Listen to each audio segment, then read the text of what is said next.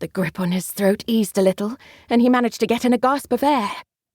His attacker dragged him away from the abbey, lifting him as if he were no more than a stick of wood, and took him across the abbey churchyard. With every step, there came that horrible scraping sound. Shk, shk, shk, shk. They came out of the shadow of the abbey into the moonlight. The punk twisted his head around enough to see his captor, and wished he hadn't. He was held by the neck in an unbreakable grip, by something that had the general outward appearance of a woman.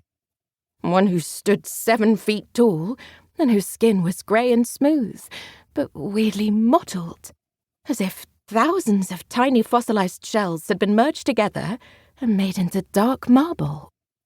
Living stone, if that was possible. Her fierce, colourless eyes moved, and her mouth twitched, apparently in irritation.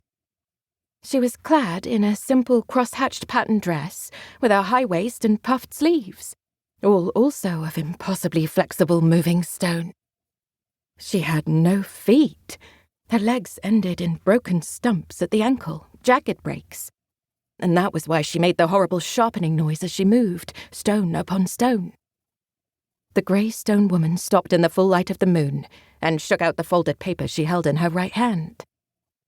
An old, time-yellowed paper or parchment, the only thing about her that was not stone.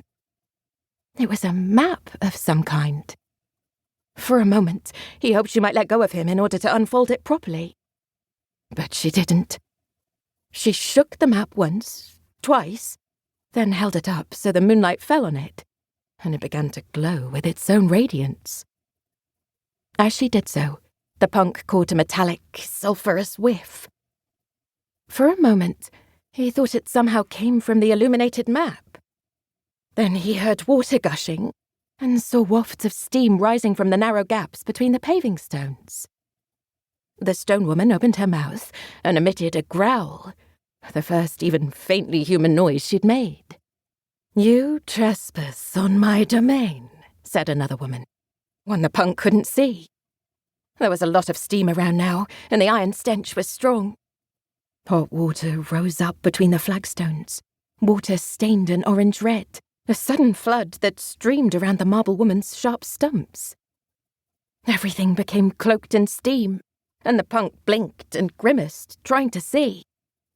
But there was only more strangeness, a figure appearing with a face of beaten gold upon a vaguely defined body woven of steam and rusty water. The golden face was curiously familiar. He had seen it somewhere before. "I have taken my prey, and now I will depart," said the stone woman. Her voice was very strange, echoing and distant, as if it came from a hole beneath the ground. "I did not give you leave to hunt here. You were warned and punished when last you trespassed on my domain," said the golden face.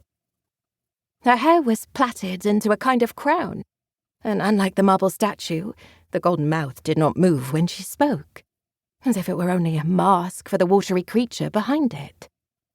"Besides, he is mine." The marble statue did not answer. "I am?" asked the punk. "Travis Selly," said the steam-wreathed apparition. "Your mother gave you 6pence to throw in my waters when you came to worship me on your 7th birthday. I did?" squeaked Travis. The only waters he could remember throwing any kind of money into was on a trip to the Roman baths just nearby. It came back to him that his mother had given him a 6pence. He had wanted to keep it for lollies, but she made him throw it in. A real silver 6pence. It had been a few years before the change to decimal currency and the dull 5p coins. They'd had afternoon tea in the pump room afterward. He hadn't thought of it as worshipping anyone, but he suddenly remembered where he'd seen the golden face before. It was a mask on display in the museum part of the Roman baths. The stone woman suddenly swung Travis towards the map, throwing him at it as if it were a window. As she let go, he felt a moment of elation that he would escape after all, until he found himself